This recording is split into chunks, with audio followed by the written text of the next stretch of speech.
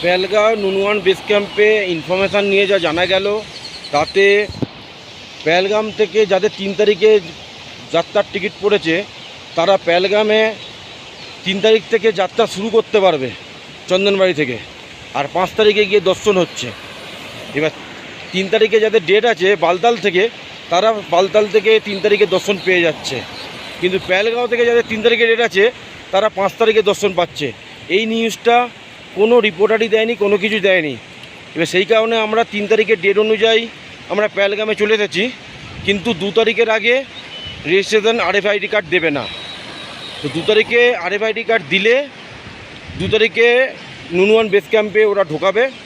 ওখান থেকে ঢুকিয়ে 2 তারিখ নাইট থেকে সকালবেলা চন্দনবাড়ির জন্য রওনা দেবে 3 তারিখে পেহেলগাম থেকে। চন্দনবাড়ি থেকে যাত্রা শুরু হবে বাবার উদ্দেশ্যে, সেই তুমি দর্শন পাবে 5 তারিখে। কারণ 3 দিন যেতে লাগে। প্রথম দিন হচ্ছে সে রাত হচ্ছে শেষনাগ, দ্বিতীয় রাত হচ্ছে পঞ্চতরণী, আর তৃতীয় দিন হচ্ছে বাবার দর্শন করে বালতাল দিয়ে ফেরা। তো এই ইনফরমেশনটা কেউই এখনও পর্যন্ত দিতে পারেনি, তাই জন্য আমাদের খুব অসুবিধার মধ্যে পড়তে হলো।